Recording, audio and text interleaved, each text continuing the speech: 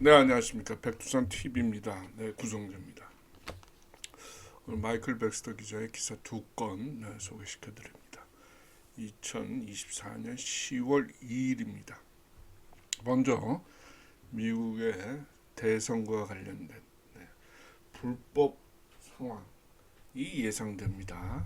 그래서 화이트들이 여기에 대해서 예방 조치, 사전 조치에 돌입했다 이런 이야기입니다. 화이트들이 2만 5천 명의 병력을 동원했습니다.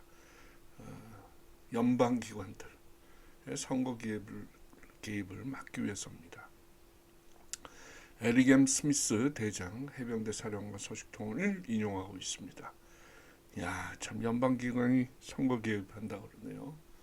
그럼 뭐 정부가 아니죠. 국민을 대표하지 않습니다. 트럼프 대통령의 관련된 선거 활동의 한 모습입니다. 이 뭡니까? 골프 클럽, 골프 차죠. 골프장 내에서 이동할 때 쓰는 전기차를 타고 선거 지지를 하고 있는 뭡니까? 운동원들, 지지자들의 모습인데요. 같이 보시겠습니다. 화이트시 국토안보부가 대통령 선거에 개입하는 걸 막기 위해서 병력 2만 5천 명을 동원했습니다. 지난주 미 육군 사이버 사령부와 해병 사이버 사령부는 이 국토안보부 간부들의 대화를 도청을 했습니다. 그 국토안보부 간부는 크리스티 카네갈로 차관이죠. 차장이 아니라 차관입니다. 그리고 또 한 사람은 미시간 랜싱 위성사무소에 있는 리차드 맥컴 보안 책임자입니다. 이 둘 간의 대회를 감청했는데 이들은 7개 경합지에 국토안보부 요원들을 약 7,500명 정도 보내려고 한다. 순찰을 위해서. 라는 대화가 오갔어요. 왜? 마가 지지자들, 선동가들에 대비하기 위해서 시가지에다 7,500명을 보낸다 그럽니다. 참, 이 사람들 선동가처럼 보입니까? 글쎄요, 순수한 운동원들인데 이 사람들을 대비하기 위해서 무력을 동원하겠다 이겁니다. 참 거짓말하고 있는 겁니다, 그렇죠? 그래서 묻습니다. 카네갈로가 차관이 이 보안 책임자한테 7,500명 정도면 7개 경합지에서 마가 선동가들에 대비하는데 C가지 순찰할 수 있을 정도로 충분하겠느냐? 그랬더니 매컴이 보안 책임자가 2배 이상 필요합니다. 라고 얘기합니다. 그럼 15,000명이 훨씬 더 되네요. 그러면서 매컴은 자신의 부하들이 지금 마가 반란자들에 대해서 전투하는 방법과 그들과 전투하는 방법에 대해서 훈련 중이다. 이렇게 얘기하고 있습니다. 참 권력 싸움이 지나칩니다. 이건 권력 싸움 이상이에요. 악이 선을 잡아 뭉개려고 하는 그런 장면입니다. 그러면서 경합주 중에 일부인 미시간, 펜실베니아, 네바다, 애리조나 요원들에게 전투 방법을 일러주고 있다. 이렇게 얘기하고 있습니다. 그러나 그 방법이 무엇인지는 얘기하지 않고 있습니다. 이 화이트시 딥스테이트의 안보부라고 부르는 이 국토안보부는 미국에서 가장 큰 법 집행 기관입니다. 9개 부서에 걸쳐 8만 명의 무장 요원들을 고용 중입니다. 이들 중 많은 사람은 월급을 받는 열심히 일하는 사람이기도 하고 또 많은 사람들은 바이든, 해리스 정권의 충성을 맹세한 정권 충성 분자이기도 합니다. 이 부서의 장관 알레한드로 이 사람입니다. 알레한드로 마요르카스는 화이트들에 의해서 지금 전범으로 지명되어 있고 꿈틀거리는 벌레들처럼 체포를 지금 피하고 있습니다. 이 사람이 아까 말씀드린 크리스티 차관, 이 사람들 아까 말씀드린 매컴이죠. 매컴 보안 책임자입니다. 이 둘이 통화하는 걸 화이트시 들었어요. 이 사람은 지금 장관 어디가 있습니까? 해외로 도피 중에 있습니다. 근데 이 둘이 지금 대선을 앞두고 마가를 선동자로 몰아붙이고 난 뒤에 그거에 대비해서 무장 병력을 15,000명 정도를 파견할 그런 태세입니다. 불법 선거 개입하겠다는 거죠. 마가들 선거 운동 못하게 하고 폭력배로 반란범으로 몰고 위축시키고 그 사이에서 부정선거 투표지를 투입하겠다 이런 뜻 아닌가 싶습니다. 자, 연방기관은 부패했고 어느 부서가 그렇지 않은지 모른다. 부패하지 않은 부서를 찾기가 힘들다. 그래도 우리는 실수하더라도 조심해야 된다. 그들이 애국자들 협박하고 위협하려 한다면 우리는 그에 대해서 할 말이 많다. 선거일 날 여러 종류의 병력이 가동될 것 같다. 자, 소식통이 언급한 여러 병력이라 하면 화이트햇,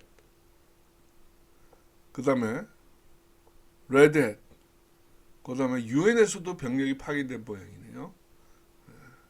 이 네 종류입니다. 국토안보부는 블랙햇에 속합니다. 블랙햇. 레드햇은 화이트햇이긴 하지만 성급한 사람들. 빨리빨리 뭐 피해가 좀 발생하더라도 유혈 사태가 발생하더라도 빨리빨리 정의를 실현시켜야 된다는 사람들. 유엔 지원 병력은 뭡니까? 지금 선거 감시를 하기 위해서 유엔 국제 평화 유지군이 미국에 투입된다고 한다고 하는데 이 사람들 블랙햇을 돕는 사람들입니다. 선거 부정을 방치하거나 보호할 가능성이 매우 높습니다. 어쨌든 간에 이 네 종류입니다.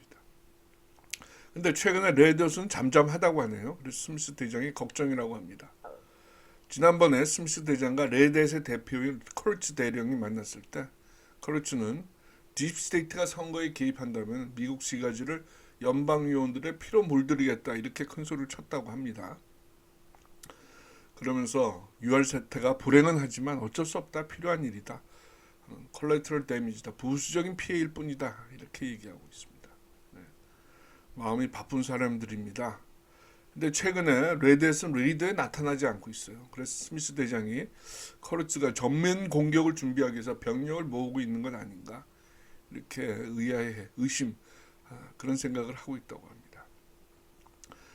화이트햇과 레드햇은 목표는 똑같습니다. 딥스테이트 제거하고 미국을 반석 위에 법과 헌법과 양심, 보편적인 가치에 올려놓는 건데요. 근데 그 생각은 그 방법은 완전히 반대예요. 스미스 대장은 피를 흘리면 안 된다는 거고 선거 개입을 막으려 하는데 이 사람들은 레드햇은 바쁩니다. 그것은 유혈 사태는 그냥 부수적 피해일 뿐이다. 어쩔 수 없다. 감수해야 된다 이런 뜻이에요. 자, 이 블루 헬멧 관련 스미스 대장은 지난 8월 남부 국경에서 유엔 평화 유지군이 버스 몇 대로 월경해오는 것을 정지시킨 일이 있습니다. 정지시킨 이후에 안토니오 구테레스 유엔 사무총장한테 메시지를 보냈어요. 뭐라고 보냈느냐? 미국 땅에서 붙잡히는 블루 헬멧은 즉결 처형될 것이다. 아주 험한 통고를 했는데요.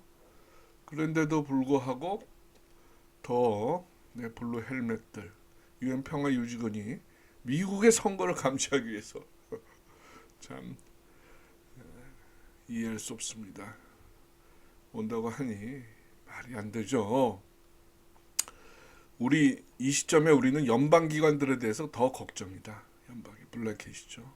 국토안보부, 일부 FBI 이런 사람들. 그들 중 일부는 애국자들에게 어려움을 야기시키기 위해서 마가로 가장까지 하고 있어요. 마가 옷을 입고 소란과 폭력을 일으켜서 덤터기를 그 책임을 마가에 뒤집어 씌우려고 하고 있는 모양이에요. 딥스테이트는 우리가 엿듣고 있다는 걸 안다. 카네갈로와 메컨 간 대화는 모략일 수 있다. 화이트햇이 그 현장에 나와라. 그래서 뭔가 소란을 일으키는 모양새를 취해라. 그러기 위한 미끼이다 이겁니다. 자, 정말 7,500명 혹은 2만 명 이상을 배치할지 5열로부터 확인을 받으려고 노력하는 중입니다. 화이트햇들. 그러나 그렇다고 그때까지 확인받을 때까지 기다릴 수도 없는 거 아닙니까? 그래서 스미스 대장은 대응을 시작했습니다. 우리는 이에 대비해서 4년간 훈련을 했고 우리는 이제 준비 중이다. 이렇게 얘기하고 있습니다. 자, 선거가 없을 것 같다. 그런 얘기가 많이 있고 그것과 함께 선거에 큰 혼란이 있을 수 있다. 이런 전망도 나오고 있습니다. 참 아주 결정적인 시점들입니다. 오늘 이제 10월 2일인데요. 같이 한번 주목해 보시죠. 자, 다음 뉴스입니다. 어제 나온 건데요. 국립보건소 국장 NIH 디렉터 모니카 베타놀리 결국 교수용당했습니다. 이 여자 분입니다.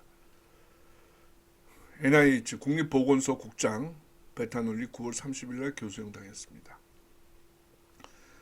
이 사람 무슨 죄가 뭡니까? 반역 혐의입니다.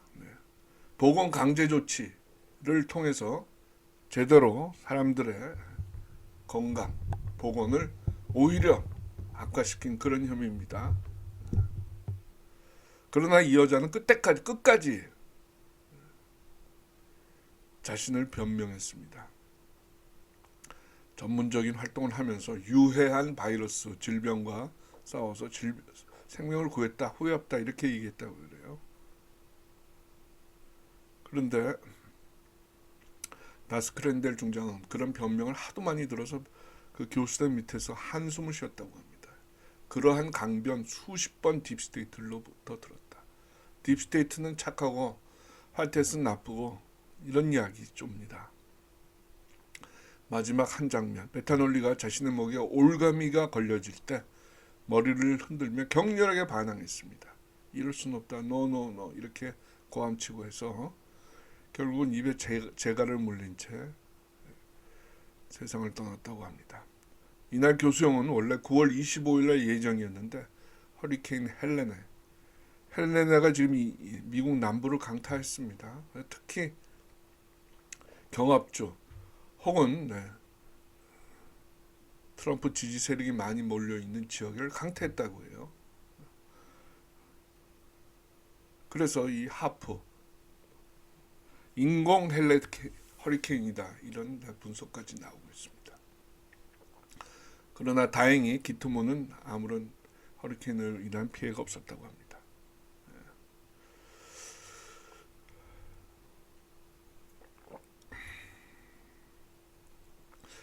마이클 백스터 기자의 이 기사 두 편 소개시켜드렸습니다. 마이클 백스터 기자는 근데 그 제세라 네세라 이런 뭡니까 경제적인 변화 이거에 대한 이야기는 없네요. 그게 조금 가능하시면 그런 이야기가 있었으면 어떨까 싶습니다. 여러분 10월이 왔습니다. 레드 악토버라는 그런 지금 별칭이 붙게 된 그런 달에 진입해 있습니다. 이번 달에 경제개혁 조치가 실시되고 그동안 착취당했던 모든 것들이 배상 변상이 되고 그런 와중에서 EBS와 계엄령이 실시되고 그러면서 새로운 세상이 전망이 열린다는 그런 전망이 현실화될지 같이 한번 주시하겠습니다. 요즘에 백두산 캠프라는 네이버 블로그 제가 운영하고 있는 네이버 블로그입니다. 거기에 관련 인터뷰들을 가능하면 하루에 몇 개씩 올리고 있습니다. 거기 참고하시면은 도움이 되시는 그런 정보들이 있을 것으로 보입니다. 많이 구독, 좋아요, 공유 알림 부탁드리겠습니다. 다음 시간에 뵙겠습니다. 백두산 TV입니다. 구성재입니다. 감사합니다.